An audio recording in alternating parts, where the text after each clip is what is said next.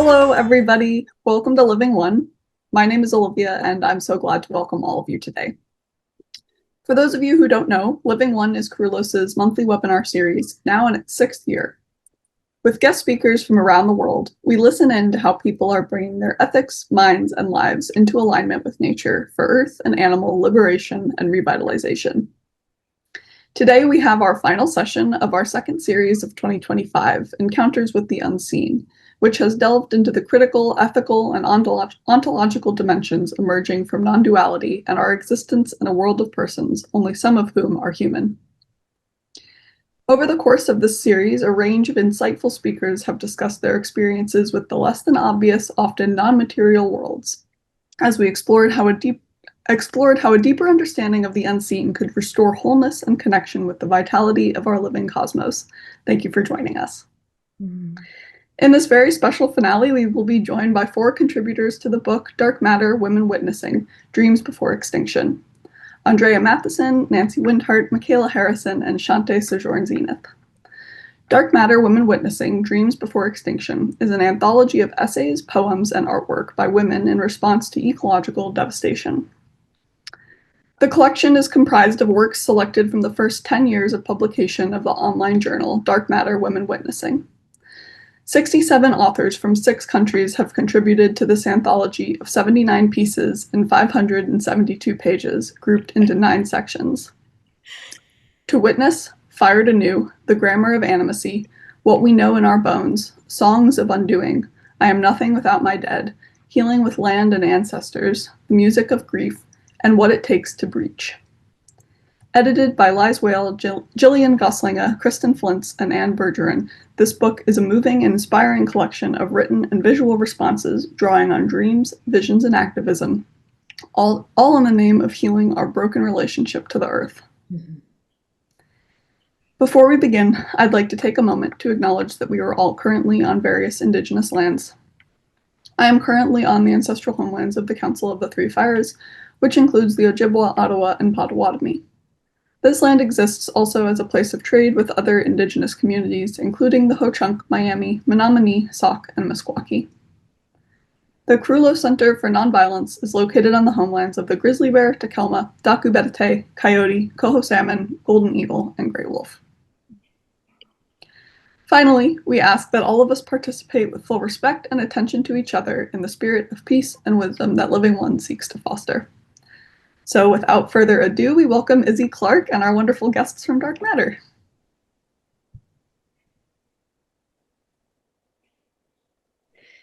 Hello, I'm so delighted that you're joining us today. It's very special and new for us to be having 4 panelists, 4 people talking to us about the unseen and their artistic and creative contributions. So first off, I'm just going to ask all 4 of them to introduce themselves with just a sentence, just to say their name and give us just a sentence or so about themselves so we know who we're in store to hear from. So if you wouldn't mind starting off, Andrea. My name's Andrea Mathieson. I might be one of the only Canadians in the room. I live in Ontario, on Lake Ontario. And I'm a flower essence producer, writer, musician, deep listener, and privileged, very privileged to be part of the Dark Matter consortium, which has been a real home for thought and feeling over the years for me. Thank you so much. And Nancy, you're next on my screen, so I'll ask you. Hi, I'm Nancy Windheart. I live in Santa Fe, New Mexico, and I'm a professional animal and interspecies communicator, and I teach interspecies communication both online and in person. And of course, I'm a writer and I'm also a musician. Wonderful, multi-skilling. And Shante Zenith. I'm Shante Zenith.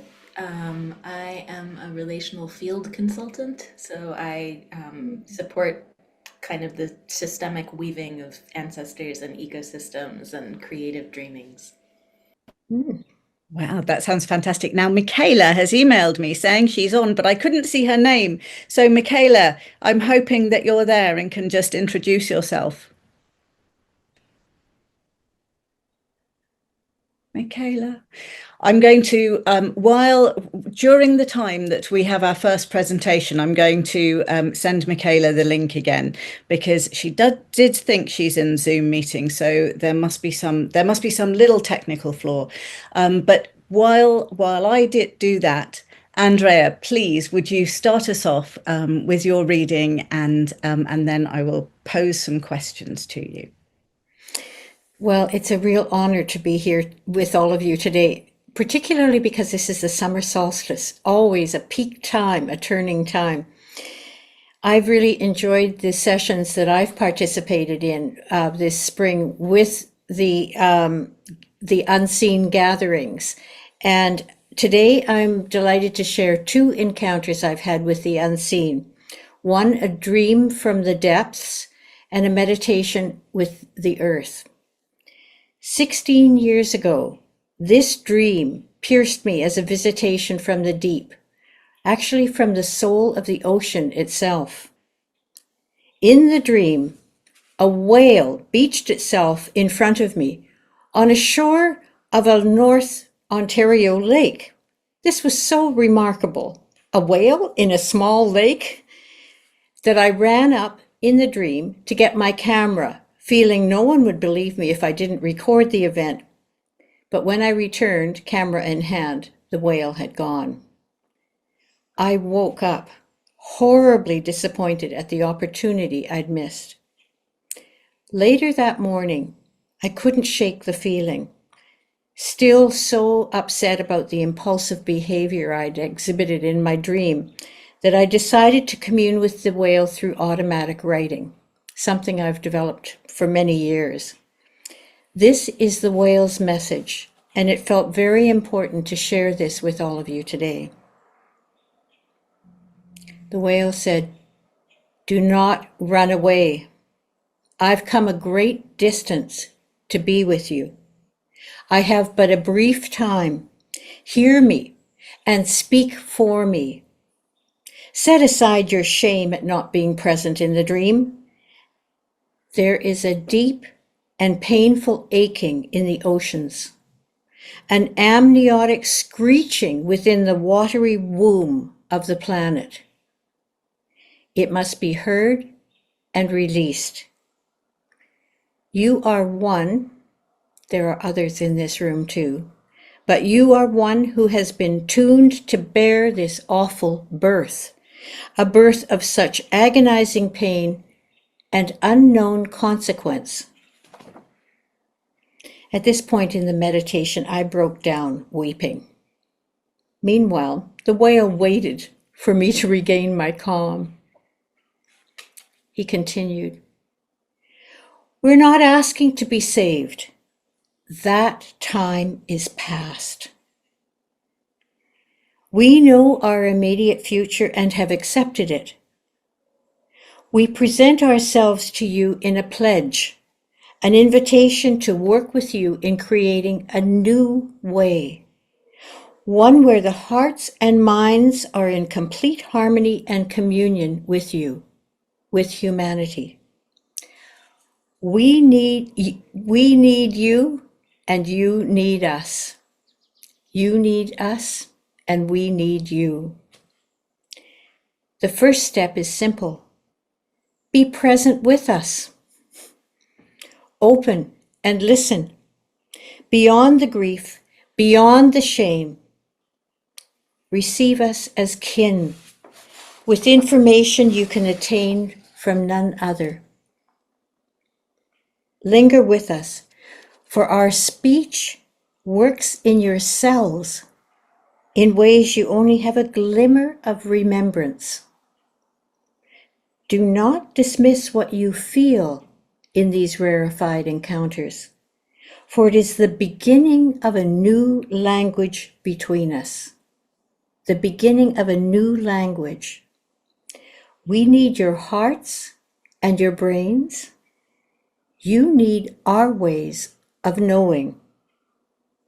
What has been divided, human from animal, must be remembered. There is little time left for this work. What the whale offered was not information, but an invitation to communion, a way of knowing that bypasses intellect and resonates deep in the cells. This way of knowing, an invitation to be with rather than learn about, feels deeply aligned with Carolos's mission to restore sacred relationship between humans and the more than human world, which is why it is a pleasure to be able to share this today. The next part is a different dive. Recently, I was guided into another descent, but this time to go deep into the earth. I was startled when I heard, "Go 6 feet under." My God, that's where we bury the bodies. But then this phrase emerged, a great organizing tenderness. And again, I wept, feeling the phrase settle deep inside my bones. This is what lives 6 feet under the earth, a great organizing tenderness. Such tenderness doesn't try to fix or save, it holds. It offers a tender reorganization from deep within the earth in resonance with the depths of our psyches. Now, I'd like to lead you into something, if you're willing. I'd invite you to close your eyes for a moment. Breathe and feel yourself descend slowly, 6 feet below the earth's surface.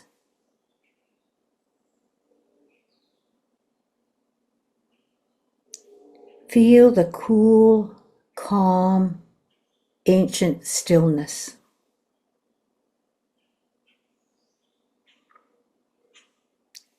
Now let your awareness touch this great organizing tenderness.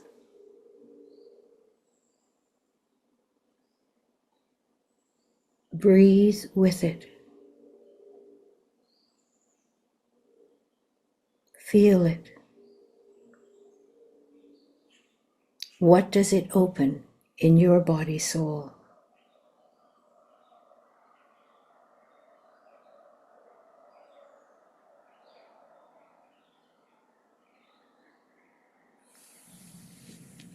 And when you're ready, just open your eyes again. I have a few more words to share.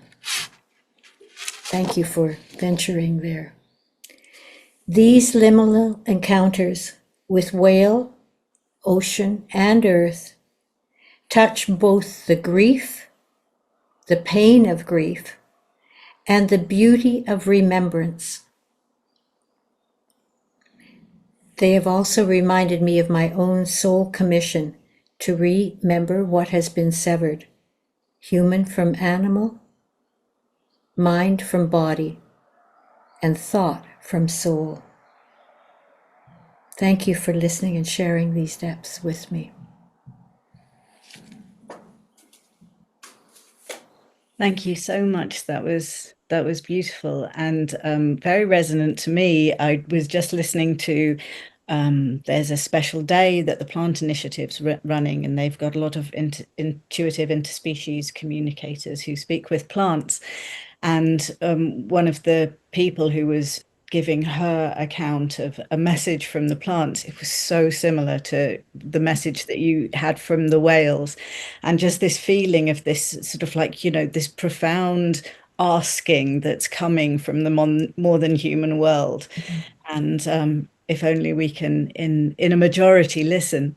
So what has drawn you towards the unseen? What has been the inspiration for you to look into areas that aren't usually seen by so many people? Well, I think a sequence of descents. And I'd say a major one was the birth and death of a child back in 91. And this child was a rather remarkable being. I called her Cholula Raven.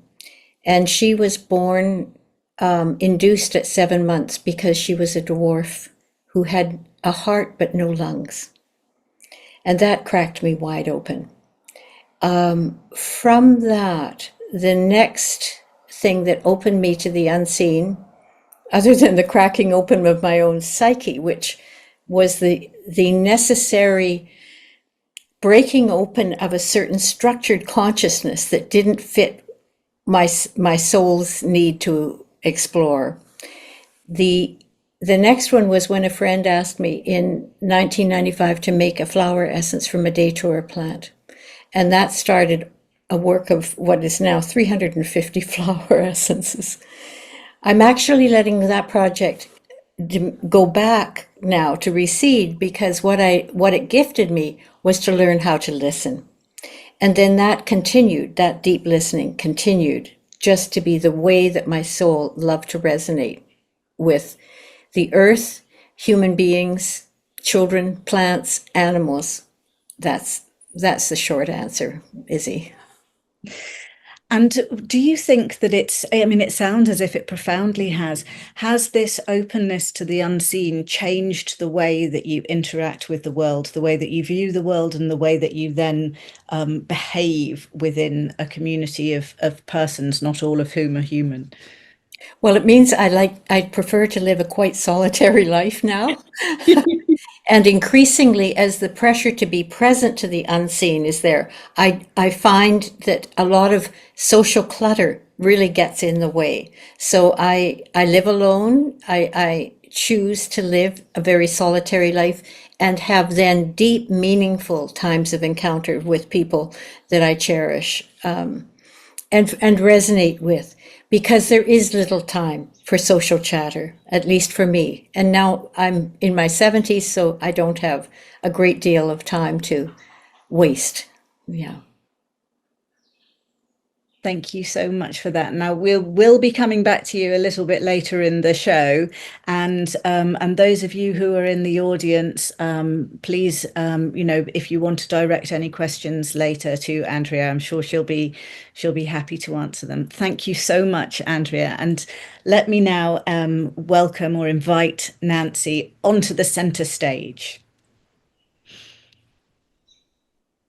Thank you so much. And it is such a privilege to be here with all of you. And thank you to all of you from Carolus who are making this possible today.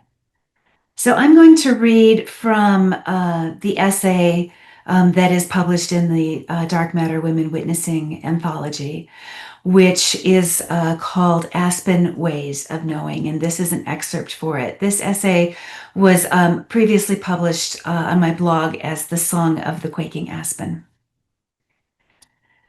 From the time I was a small child, one of the guiding questions of my life has been, how do other beings know, understand, and perceive the world?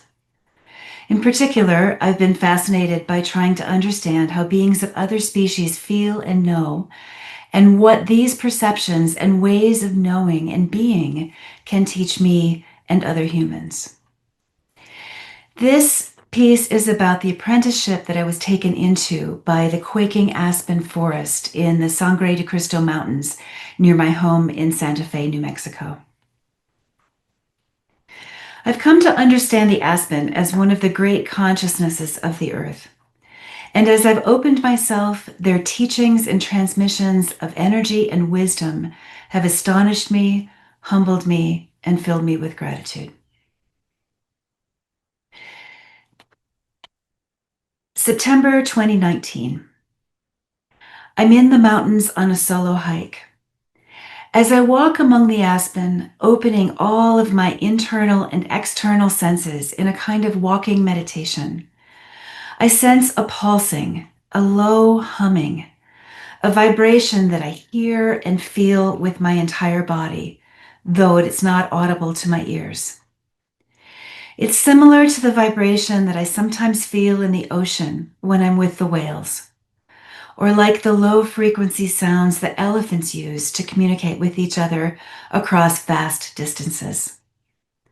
The pulsing energy moves in my cells through the boundaries of my skin, and my whole body feels as though it is expanding in every direction into the space around me in the forest. I understand that I'm being given an invitation to breathe with them, to feel their respiration, to sense their energy exchange with sun, wind, and sky. Aspen photosynthesize through their bark as well as their leaves, and to glimpse their vast awareness of time, space, and distance.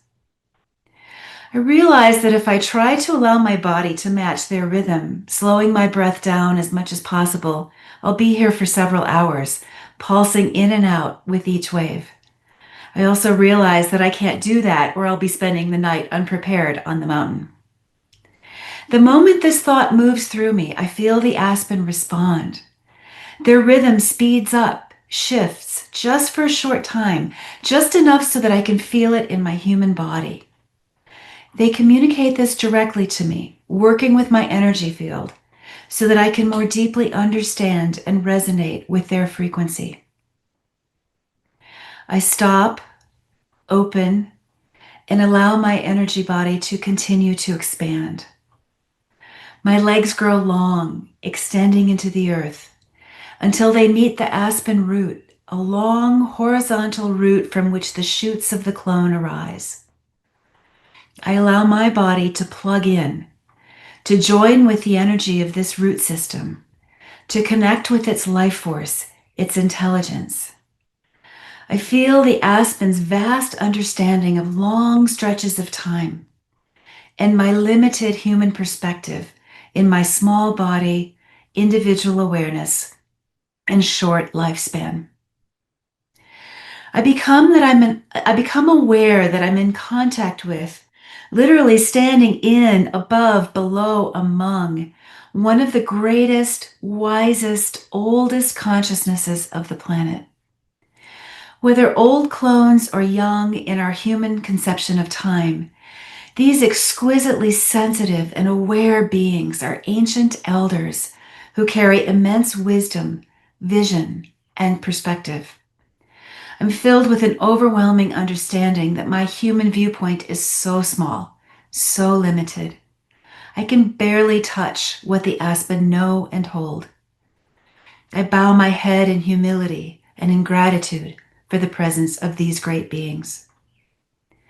As I open to this awareness, I feel again the low hum, the vibration, so similar to what I feel with the whales.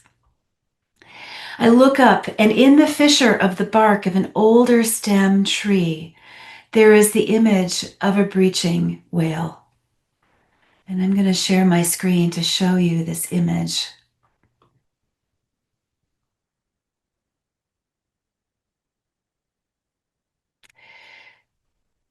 No wonder I feel the whales here, I realize. The aspen and the whales know each other, land and sea, and they swim in the same great rivers of vast cosmic wisdom.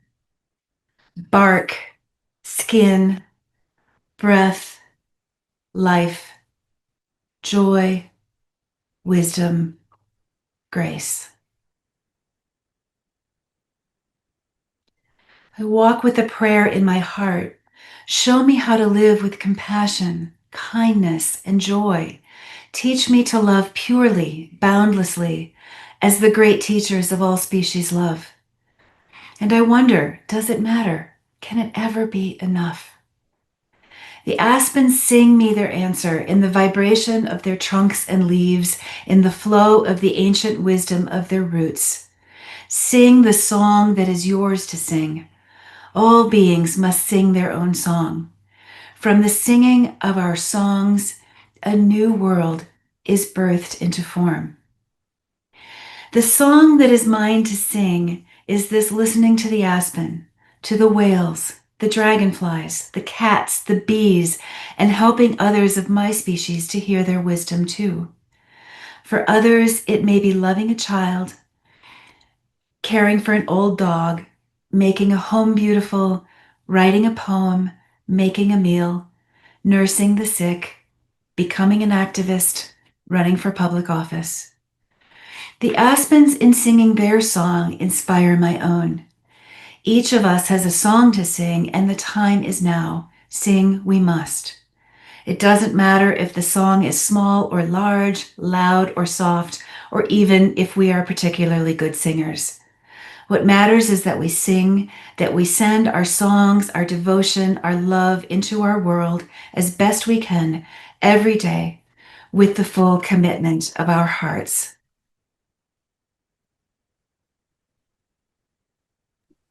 So beautiful, Nancy, and I'm so glad you read out that part that I had written that I had written down before we started. Everybody, I was saying to Nancy, "Oh, I love the part you wrote about sing the song that's yours to sing," and so I'm delighted that that was in your selection. And again, I'm struck by in Andrea's Dreaming with the Whale, there was that idea about, now is the time. This is it. Humans get into action, and it sounds as if you have that feeling of that imminence is nigh as well, that importance. But I want to ask you the same question about what attracted you to the unseen elements. What led you away from this sort of like starkly naturalist, materialist view of the world and into a world that's more connected, wholer? Well, I started my adult life as a professional classical musician, and though I have left that world now to do the work that I'm now doing and have been out of that world for many years, I do recognize and honor and have gratitude for the ways that opening to music allowed me to begin to sense into that unseen world. And and I think about it as a person now who, my primary work is teaching telepathic nonverbal communication, right? But I think about it from the lens of a musician as, always wanting to feel and understand what the composer might have been uh, communicating, wanting to communicate when they wrote the piece of music, and then being the translator, the messenger. And so I think I can trace the roots there.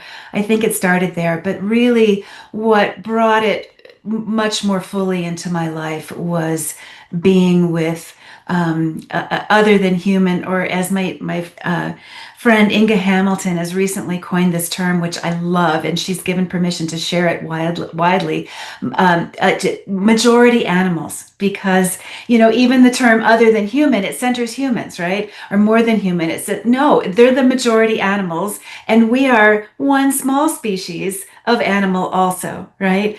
What really opened me fully and cracked me wide open was the majority animals of all species, but particularly my long a spiritual relationship with whales of all species, and they've been my primary spiritual teachers in so many ways over decades now, and that through their teaching and my just humbly sitting at their feet and listening and learning, I think that's what's really expanded it for me. Thank you. And I think it's so interesting. Andrea brought up the whale dreaming, and I know that Michaela will be talking about whales with Michaela as well. So we do have a sort of a very large presence here from the blue part of our planet. I also wanted to ask you the same as I said to Andrea. How do you think that the way that you see the world, and this long apprenticeship with whales and with the aspen grove, how does that change the way that you behave within the world when you look at the majority humans who maybe are not always behaving in those ways? Well, like Andrea, I have always been a person who's lived quietly, and I also live alone, and I'm finding that anchor, that center is really important for me in these times. But as I go into the world, both in my professional capacity and teaching, but also just the regular things that all of us do in our daily lives, I try as best I can, and I'm really I'm really limited with this, right? But I try as best I can to walk in the world with that open and that other perspective, and to recognize the beauty and the divinity and the holiness in each being that I encounter, whether it's a small bird, or the person who is checking me out at the grocery store, and to walk in the world in that way. And so again, I feel very limited in my human perspective much of the time, and limited by my ability to do that. But that's my intention, at least. Thank you so much. And I did appreciate that too. And again, it was in the section you read out, but I'd also written it down. There's so much I don't understand, so much I can't see and know from my human vantage point. And I think that kind of humility is I think it's important to acknowledge, and thank you for bringing that up to us. And as I said before, do hold on to your questions for Nancy until the end. But for the moment, I'm going to hand over to Shante. But I also want to add that Michaela has joined us, and I'm so delighted about that. And Olivia, thank you so much for being the wonder wizard who managed to make the connection work, because I have a sort of like a special moment coming up with Michaela. So I'm delighted that she's here.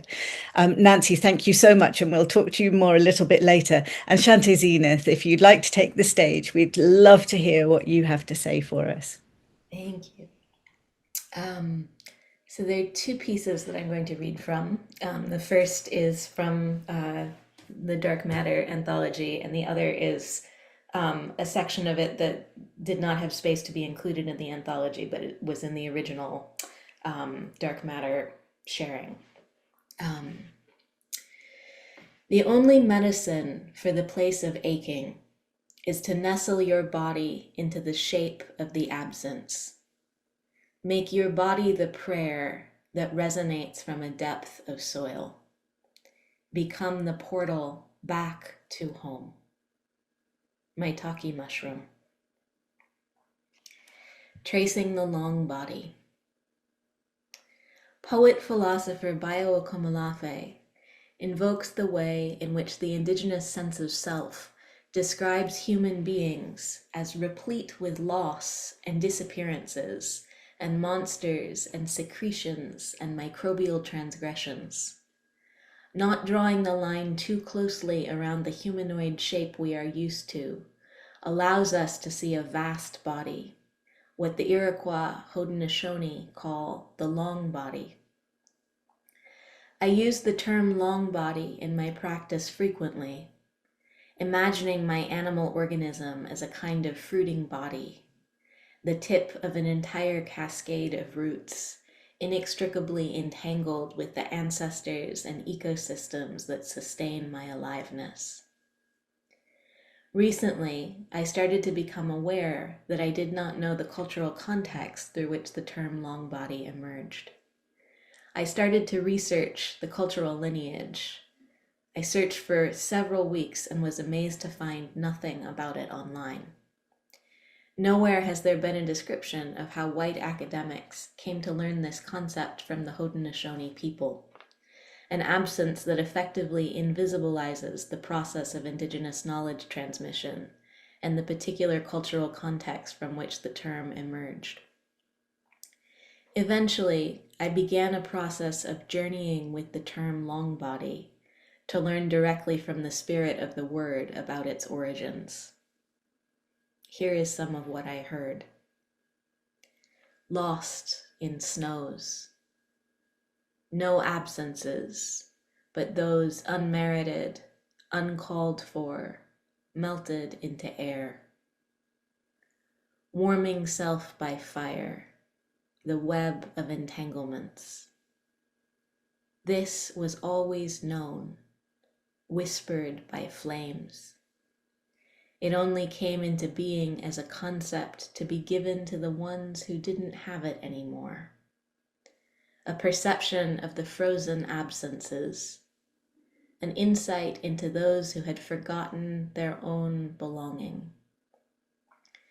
It was always already a translation, whispering a memory into the bones, arising out of a moment of contact.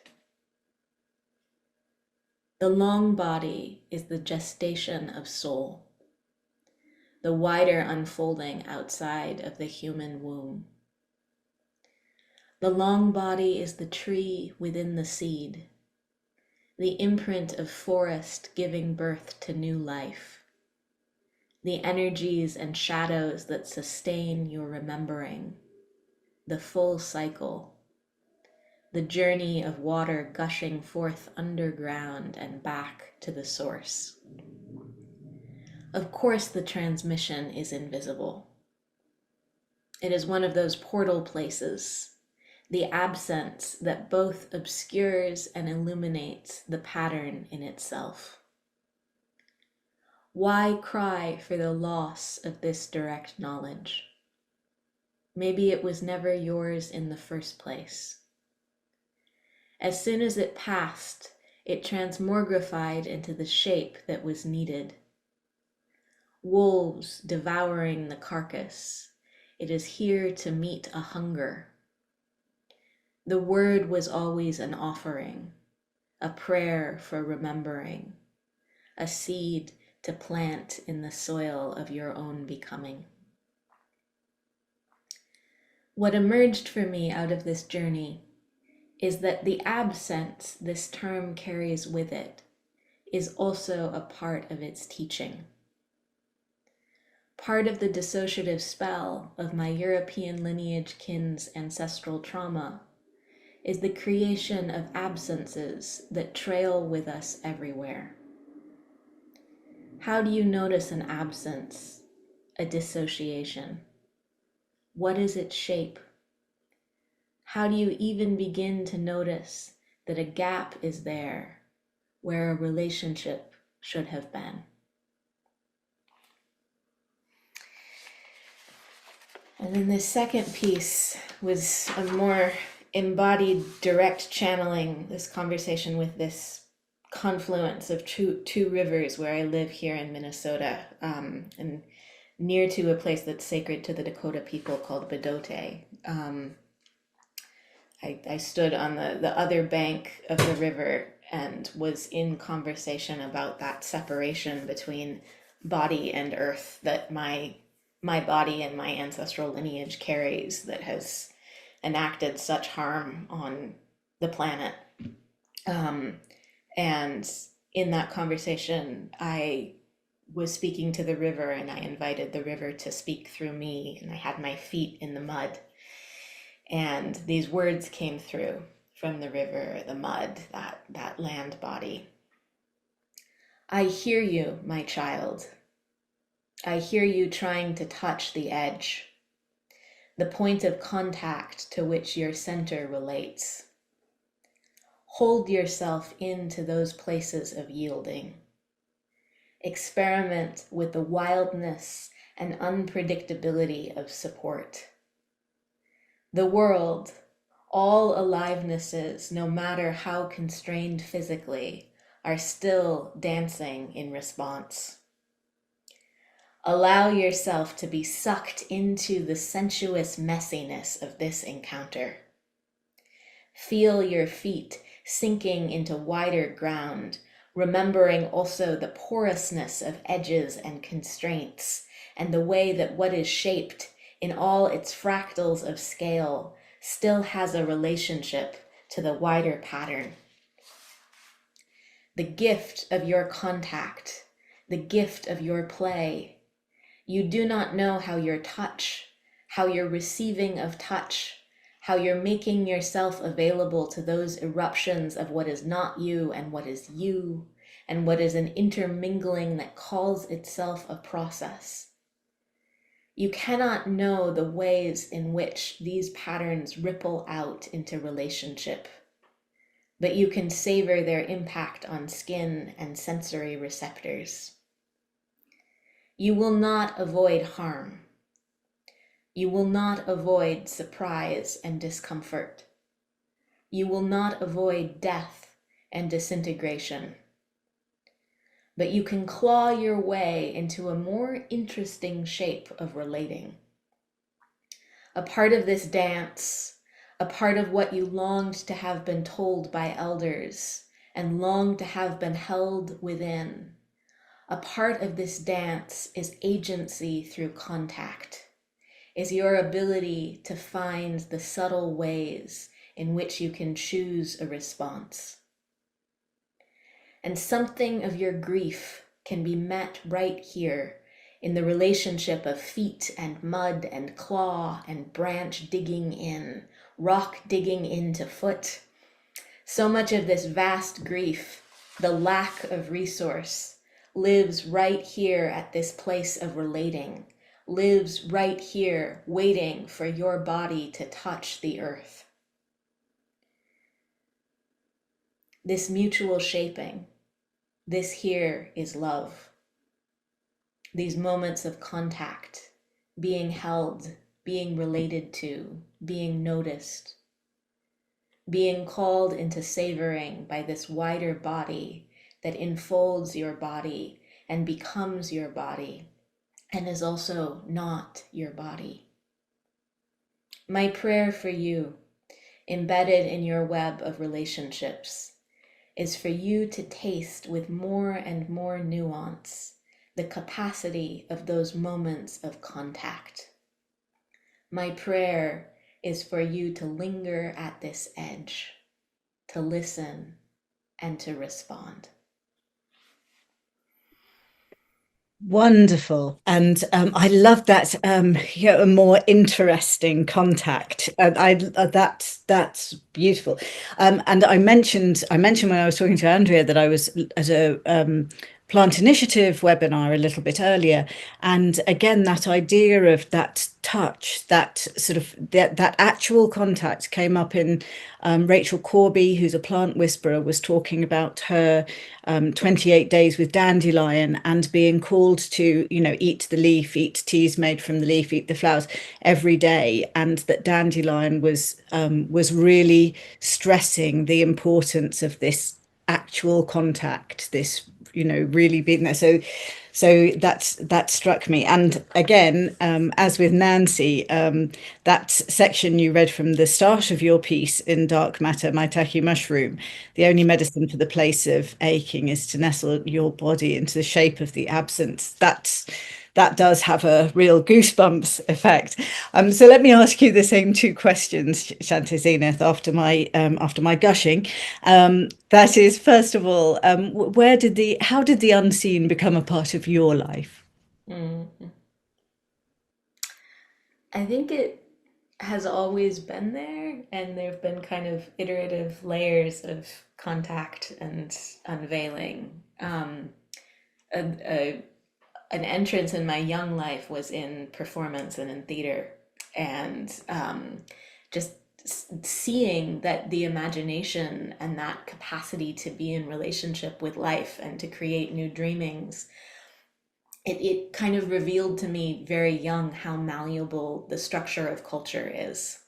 And then there was a whole journey in my 20s of it was like the thread that had kind of opened in theater then was pulling on me, and I ended up in an orchard in the UK where I didn't know my ancestor had came from, but then later in retrospect I'm like, oh, they were from there, but had this 5 days that I spent there and had the arbitrary rule of the trees are my audience, and I started to play with creating a performance. And this kind of unraveling started to happen where from theater it moved into ritual, and it moved into this sense of this is the communion with wider life. This is the conversation that humans have always been invited to be in, and the importance of that conversation is how we sustain our relationship with life. So that's been the thread then that I've followed since then. Wonderful. And do you think that this impacts the way that you behave? Yes. Yeah. How? Yeah, it's interesting, this gathering. I think there's a similar energetic of that deep attunement to core, and moving from there. I also live alone with my dog, and yeah, have kind of deep immersive times when I am with other humans, which I'm continuing to play with, of like how can relating to humans also be included in that ritual consciousness and that sense of contact, because there's sort of an enlivenment that comes when there are multiple people dreaming. But yeah, I kind of constantly move through the world now in conversation with whoever the conversation partners are, whether that's the turtles who lay their eggs next to where my dog and I play fetch, and we kind of have this conversation, or the river near where I live. Yeah, there are many more beings beyond human shaped culture who I'm in daily relationship with. Thank you so much. That's wonderful. Thank you. And again, do hold on to your questions for Shante Zenith. We will be returning to her towards the end. And now Michaela, who after a sort of like stressful period of being told that the webinar was yet to start when we were actually gathered, has made it in. So Michaela, if you wouldn't mind unmuting yourself, and we'll ask you to just sort of introduce yourself briefly, and then I think will you start out with doing some reading for us? Yes. Wonderful. Thank So you. hand over to you. Thank you so much. Thank you for the invitation to be here, for the beautiful words that everyone has shared so far. My name is Michaela Harrison. I am a Washington, D.C. native, and I live here in the D.C. metropolitan area now. I am a singer, a writer, a healer, a whale whisperer. And I have a project called Whale Whispering, and it is drawing together the work of interspecies connection, communication, messaging, and also ancestral connection, messaging, learning, as I was given the understanding simultaneously, really, by my ancestors, and the whales, that there was communion and co-creation that took place between the Africans who made the journey of the Middle Passage, from Africa to various parts of the Americas during the transatlantic slave trade, and the whales who accompanied those ships on the journey. And so whale whispering deals in part with the sounds and recapturing or tapping into the essence of the sounds of those exchanges and the energy of those exchanges to kind of bring forth sounds and songs that can have the same type of healing and survival supporting effect that the whales had for those ancestors who made the Middle Passage journey. And I will read from my piece, What It Takes to Breach, which is from the section, What It Takes to Breach in Dark Matter. Before, I did not understand. I had an idea, an inkling. Now I carry the knowing in my body, a recently recovered aspect of my identity, one who rises with weights around her waist from the sweet sanctuary of Olokun's embrace, where she feels safe. I feel safe. I am safe. It takes a lot to come back up from that mother's milk on the half of a breath I have left after exhaling impulsively when the ocean's pressure put my lungs in a squeeze that made me feel like a python's prey. With the whales crooning a cocoon around my suspended, actually slowly sinking body, I am free, and I taste how fine it would be to stay here always. I hear what they heard when they got down this far, with or without life in them still. The true blue medicine on the other side of the bitter pill of being heaved overboard or choosing to jump rather than go down with the ship toward whatever hell it might be approaching. Whale song. Before, I didn't understand.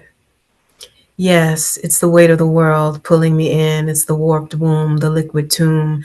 But she is still in bloom. Creation song booms rapturously throughout the healing rooms inside and outside of me. And there is indeed a balm to make the wounded whole. Some of them stole themselves back from death.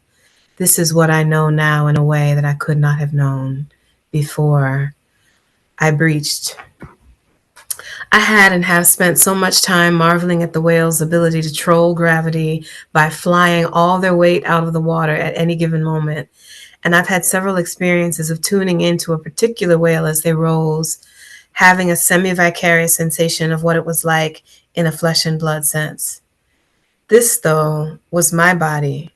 And when I dove on a quest to meet the songs at their source, to feel myself fully enveloped in the mighty, mellifluous balm itself, it was without flippers and with a weighted belt that, I later found out, had just a little too much poundage.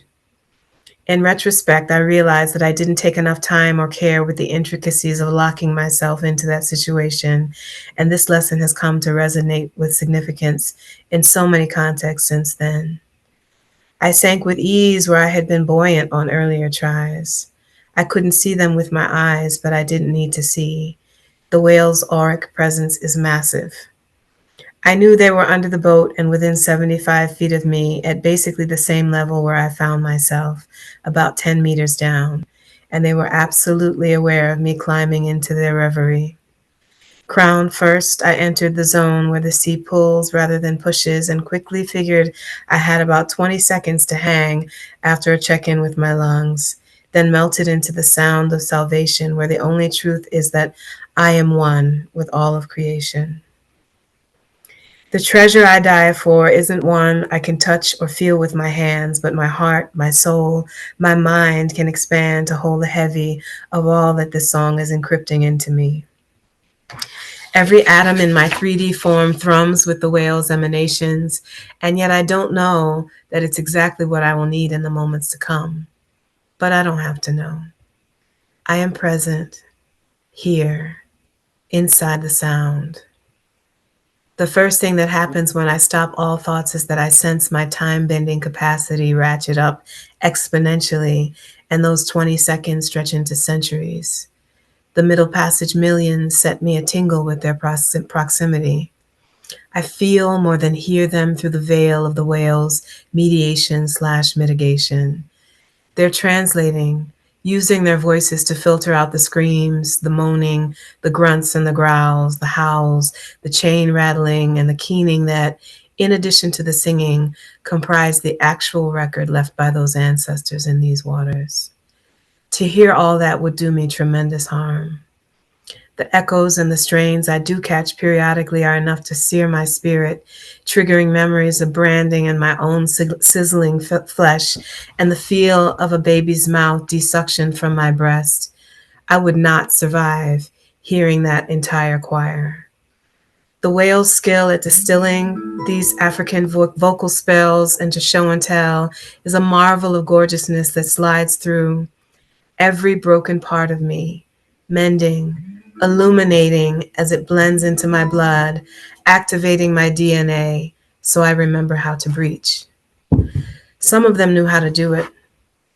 Some of them had actively prepared for it through their initiations and training, knowing they must not die so that the magic could live. To sink in shackles and then resurface is the work of workers of miracles. My awareness of them surges as my lungs push back against the peace of this apnea and I unfurl, go from fetal to feral in a flash as the weight at my waist wakes me up to what it will take to rise. I've been so faithful and so foolish, I see, refusing the flippers because they've always felt awkward to me, and forgetting to learn how to unfasten the belt that now feels magnetized to the planet's core. Oh, this will take so much more than I had understood when I descended, confident in basic skills gleaned from freediving in deep tide pools near the shore, without this leaden lasso encircling me. For the briefest instant, I had the sense that this will be too hard, this struggle against gravity to get myself those 30 feet up, back to the surface where air awaits. The rope I'm holding is slack and therefore useless as a support in hoisting myself. Still, I grasp it like it's a lifeline as I locate the power inside me and tap it like a rubber tree. I cannot panic. In the ocean, panic can mean death. I must know that I am the power, as the ancestors have already told me. So I inhale, not breath, not water, but sound. It's already everywhere, reverberating lavishly, so I'm not surprised when I start to feel the whale's song work on my physical form. They code switch on me like champions, and without missing a beat or changing a note, shift into a transmission that my body downloads with ease, taking a shape I've never felt before, flexing, repositioning, and coordinating my muscles in a way I had never imagined possible, generating what truly feels like a superhuman force from my waist down to move me through what is definitively the most difficult thing I've ever done physically. As they always do, the whales know. They sing me up, sending out vibrations that propel me as I hone my focus on the surface, a streamlined, fully embodied intention to access oxygen. Simultaneously, their voices hypnotize me into maximum fluidity. I am sleek and sliding higher, and there is no thing that is not me. A breaching whale is a leaping lizard, is a mermaid rebirthing herself, is a miraculous resurrection of one discarded, all parting water. Whale song glitters the endless saline solution with astral technology through notes both audible and beyond my capacity to perceive with my ears. Only my soul can hear the deeper utterings. Either way, I will never, ever fully know what they mean, because mystery is mystery is mystery is mystery, still and always. Hallelujah. I elevate. And I'll stop there. That's not the end of the piece, but I'll stop there. Wonderful. And as Gay said at the beginning, it is so, just before we sort of came on, she was saying how great it is to hear people reading their own work. It's a profound experience. So I want to thank all of you so much for that. Now, Michaela, you've heard the sort of the form questions, but you and I had a little email exchange, and I was asking you about Love Wins. And if you could just tell me a little bit about Love Wins and perhaps sing for us. Yes, I'll tell you about Love Wins. Love Wins is one of the subaquatic recordings that I've made with the whales. These are humpback whales that birth and mate and nurse in off the coast of Bahia, Brazil, that I've been working with over the past 7 years. And Love Wins is a recording that I made last October. The song is like a chant that came through maybe 9 or 10 years ago. And I got the message to bring this song to the whales last year. That was like, this is the song to bring to them this year. And so I made a recording. I'm singing Love Wins into the ocean via subaquatic speaker, and the whales who were circling the boat were interacting with me vocally. And there's one whale in particular who can be heard very clearly on the recording learning the song, like singing back to me the melody note for note and kind of like working it out over the course of the recording's like 16, 17 minutes long. And I mean, the whale is really like, I'm learning this song. So there are moments when there's like stop and starts, and it's like part of the melody and then piecing the other part together, and several stretches where you just hear the whale singing the entire melody of the chant of Love Wins. So that's out there. It's on all streaming if anybody wants to listen to it. And I totally recommend that you do listen to it. It was listening to that I immediately was emailing Michaela and saying, "Are you happy for us to talk about this? And would you sing something for us?" And she very kindly said that she would. Yeah. So, was it Love Wins specifically that you wanted me to sing? No, whatever feels right to you now for where we all are and how you're feeling in this space. Whatever it is will be right. Okay. Then I'm going to sing a song that I call Lamento, which in Portuguese means lament. And it's one of the songs that the whales and the ancestors gave me, kind of representing the sounds of this middle passage space, and then the sonic exchange between those Africans and the whales who heard each other on those journeys. So it's a wordless song, and that's something that has come through with this work with the whales. Also, is the communication beyond the verbal, not just nonverbal, but metaverbal. So this is Lamento. Ooh,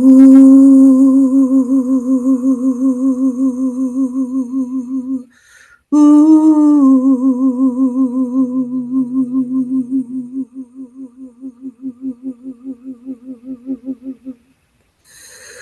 ooh,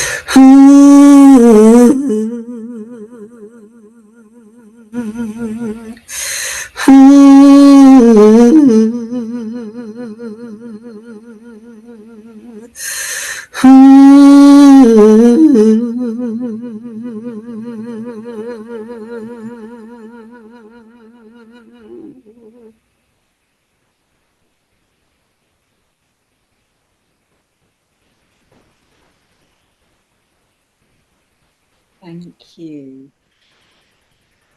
You're welcome. so much. Oh, now I knew this was going to be magical. And what I wanted to do now, I will let you free from the stock questions, Michaela. I'd like all four of you, if that's okay, just to unmute yourselves, and I just wanted to sort of bring into this, because I think all of you mentioned it at various points, the idea of embodiment, the connection with the body. And I don't know if you just wanted to, whoever starts out first. I know you're gracious enough, ladies, that I know you'll cede space to each other and won't talk over each other. So I'm just wanted to let you sort of come out with what you felt about the place of the body in all of this.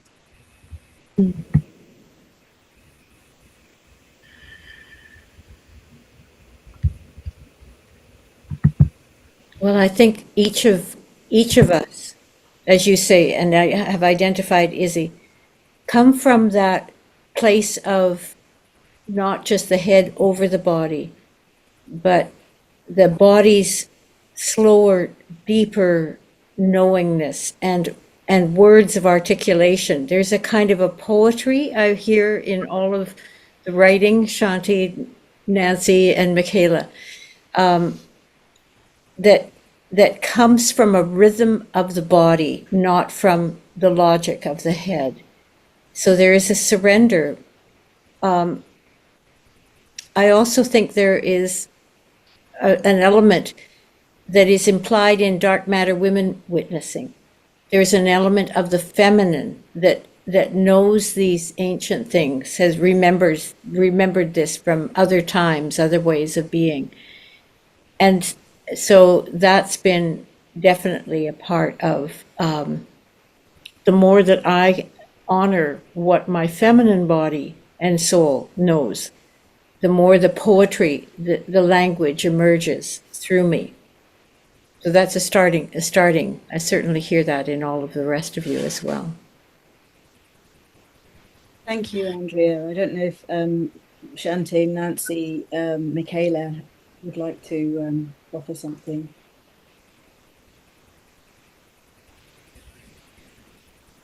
No, so all of you have also, as well as this sort of the deep attention to the world and an embodied attention to the world, there is this, and I think you were bringing it up there, Andrea. This idea of knowing as beyond science, beyond the sort of like the word, the logos.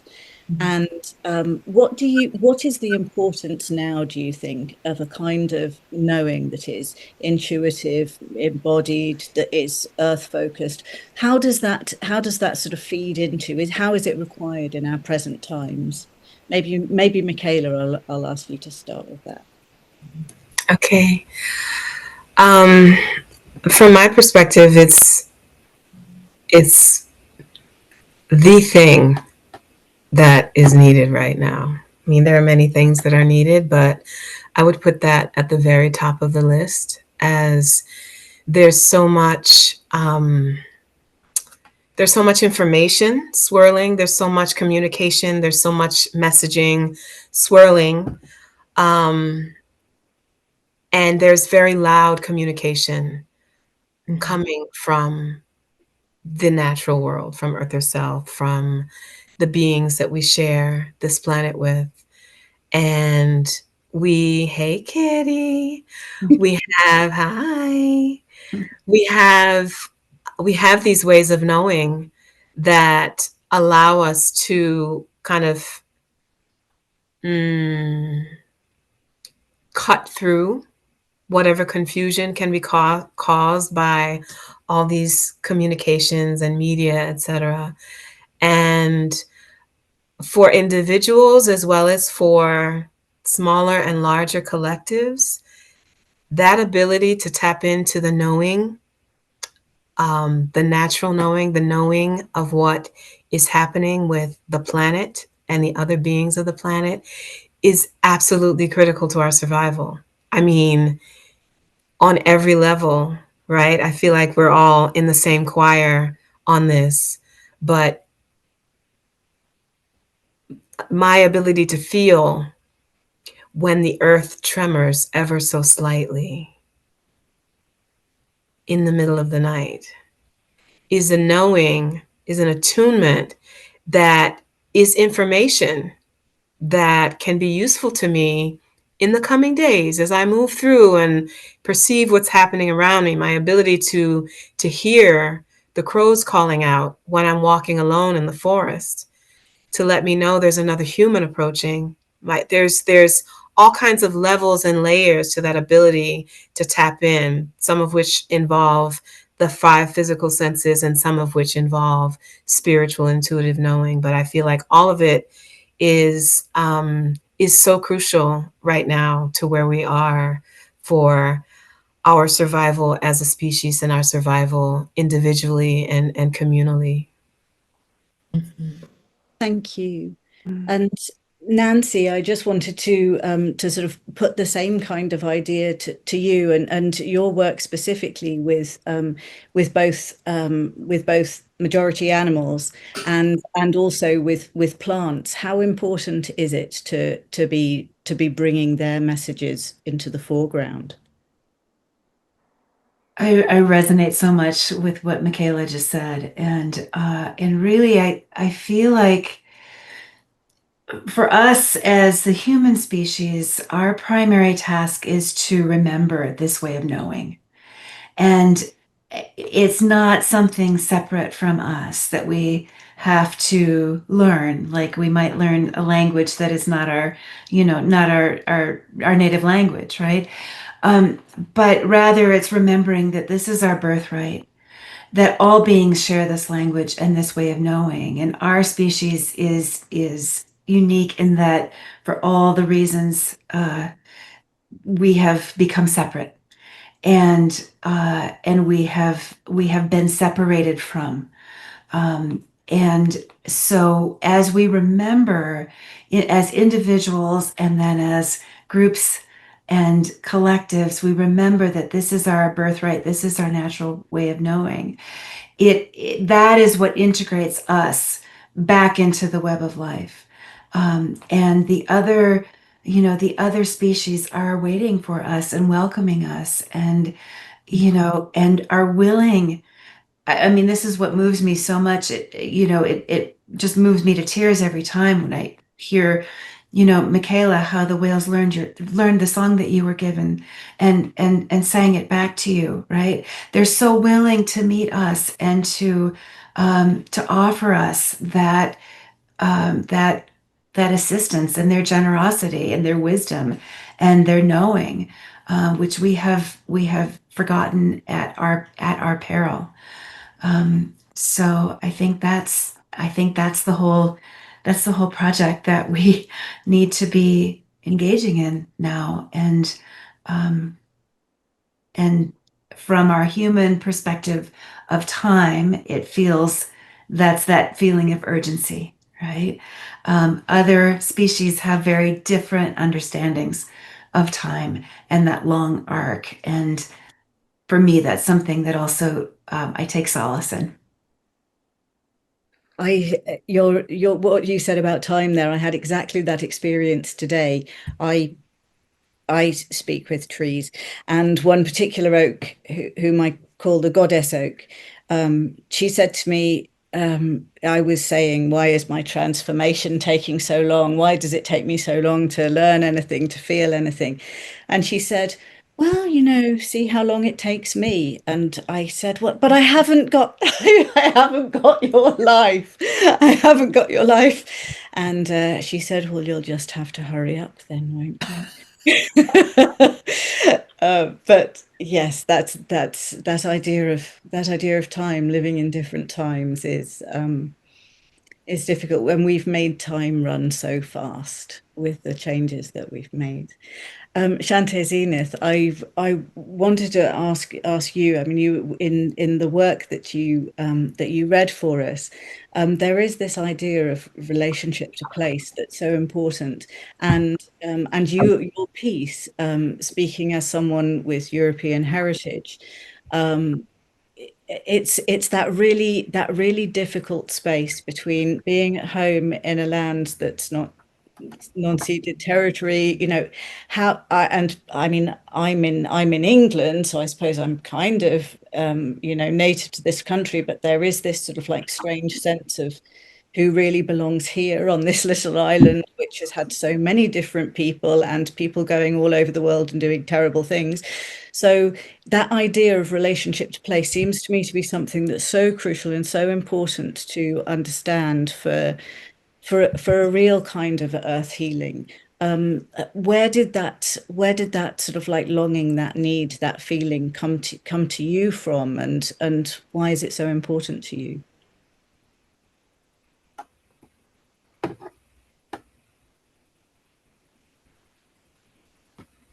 Shante?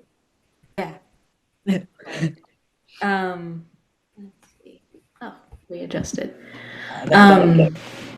Yeah, I think it has come from the land itself in a lot of ways, and my tuning to that and the ways in which trees and earth and rivers and turtles and all of the beings that I feel a deep connection with have held me. And there's a turning towards and a ongoing kind of process of listening and curiosity of how to honor relationship with this land body at the same time as my ancestors have been responsible for genocide and for so many forms of fragmentation. So there's that ongoing dance with what is still whole and what is still communicating, and also what is in pain and is ruptured. And I feel like, again, that contact, that tuning towards that, the conversation that's so much longer than my life, both in the past and in the future.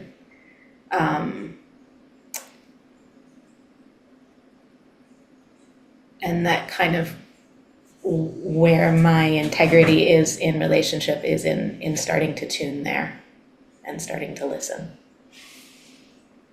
Thank you.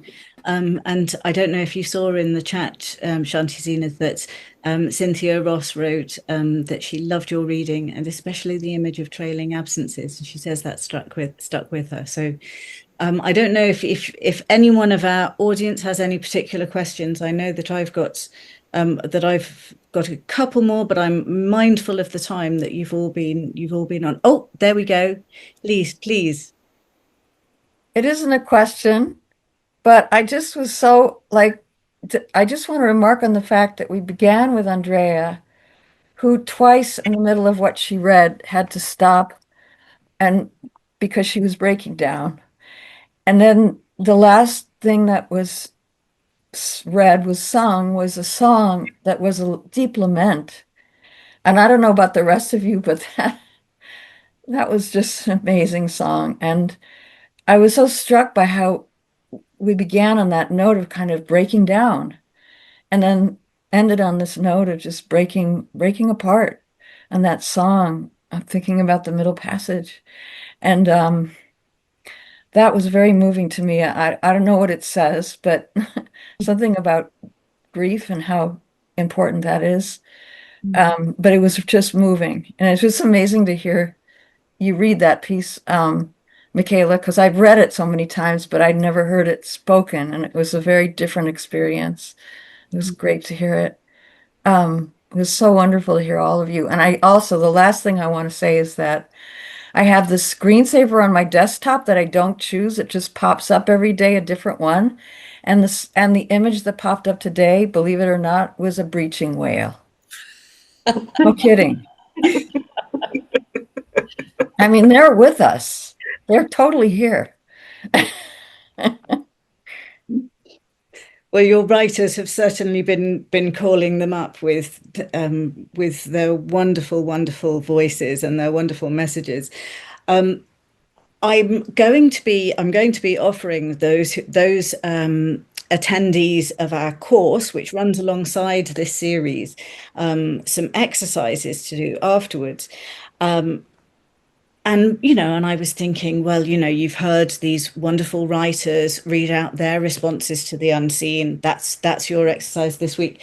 But I wondered if you four might be able to add just another ingredient into this experiential list, just for all of those who are at the webinar today, who have been moved and awed and resounded with the beauty of your work. Just something that they can take away, that they too can feel their way into, to contact, to breach, to that real relationship with the living earth.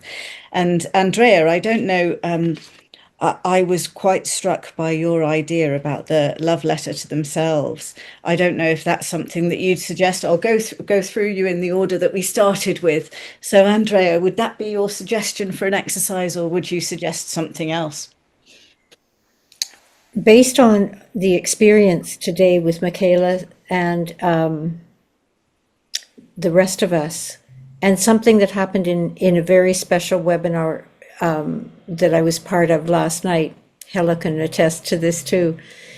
I think our feral, wild sound offered back to nature, whether that is a tree, your own body, an ancestor that you're connected with, your animal, but to speak, to let yourself speak in sound. And I'll just do 2 breaths just to give you a sense of that. This creates a different frequency between you and other, but it requires a vulnerability in us. So I'll just demonstrate something here.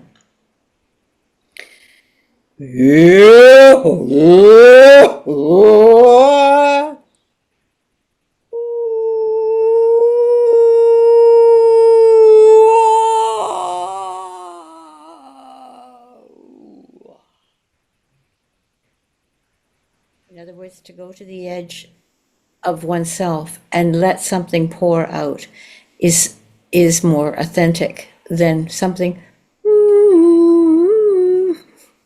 Okay, that's one idea. That's fantastic. I love that. Thank you so much, Andrea. I think I'm hopeful that everyone will be exploring and experimenting with that. I know I will be. Thank you ever so much. Nancy, do you have maybe a little suggestion? Yeah, what comes is a teaching that I've heard from many species of animals to humans, for how we can reclaim that somatic and embodied connection, which is simply to sit on or walk on or lie on the earth. And any, we can do this anywhere, right?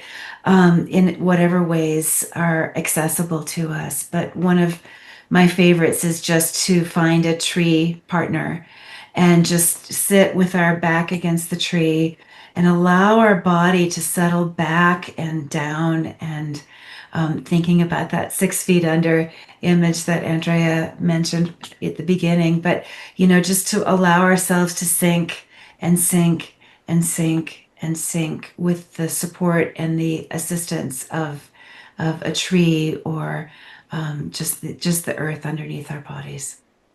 Mm-hmm. Thank you. That's great. I will also, I'm going to make sure at this recording, I'm going to say to all of the people on our course, that final bit of the recording, you have to do what everyone says. So these are this, or you're invited to. Okay, but I like to be that sort of posh school mom rather than the inviting one. So next, Shante Zenith, have you got a suggestion for those who are attending the session today? Yeah, there's this question, what is the ritual?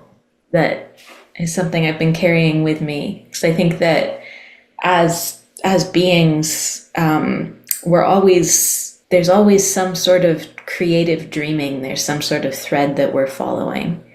And that ritual is this participatory, ongoing learning process that is between us and the land and the animals and the ancestors.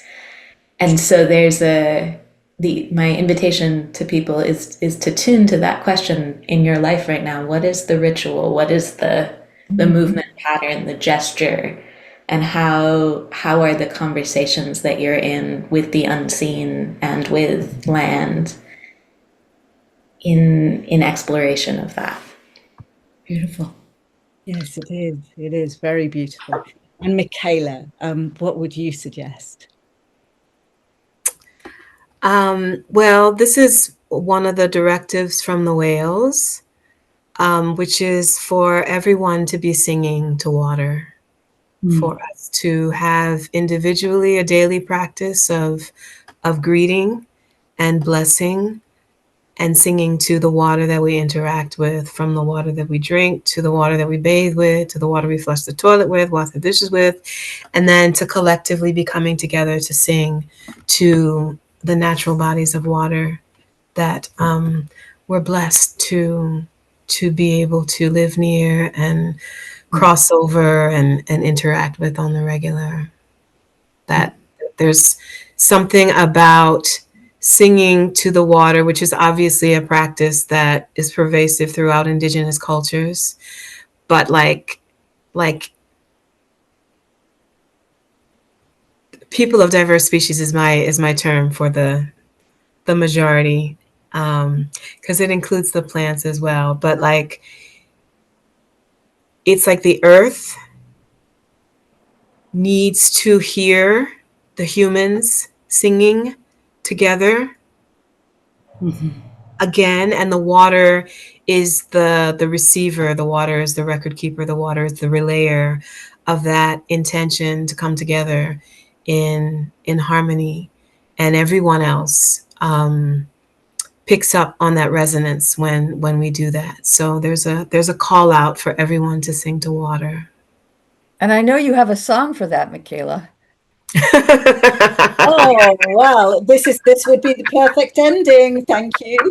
I do. It's a very simple song. I'll share it. Omio is the only lyric. Omi is the Yoruba word for water, and O as a suffix is like praise, like exalting, celebrating that thing. So Omio is like hail water. It's just, and it's a song that the whales gave me. Omia,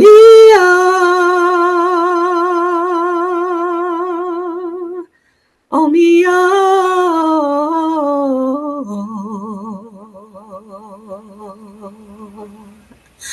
Omia,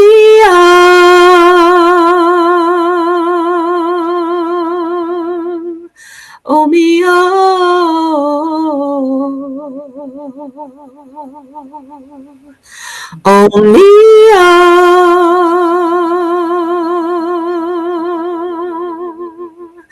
Omia,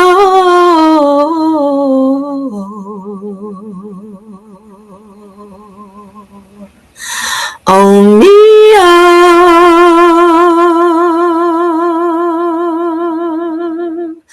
Omia.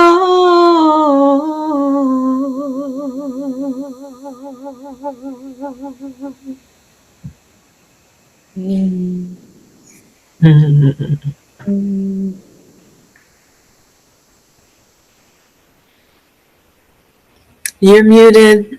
You're muted, Hissy. Thank you very much. Mm-hmm. You know, if I had been singing, muted would have been very much the best thing. I am so completely tone deaf. Honestly, I sing to my cats and they run away.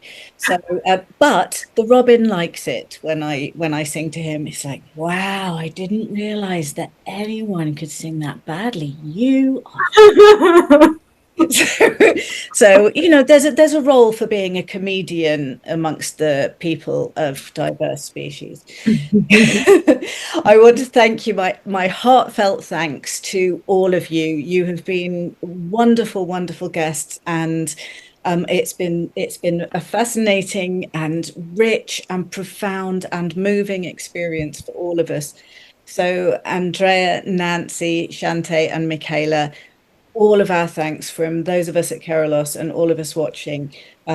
Deep appreciation, and all good blessings to your to the furtherance of your work, whatever you're doing.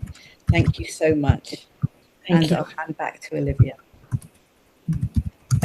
Thank you so much, everybody. This has been just incredible. What a way to end this series. I can't think of a better four people to join us today. So thank you all for sharing your time and everything with us. This has been just incredible. And to all of our guests here today, thank you also for joining us and for coming along on this series. It's been amazing. As this is our final session of the series, our next Living One speaker will not be joining us until August.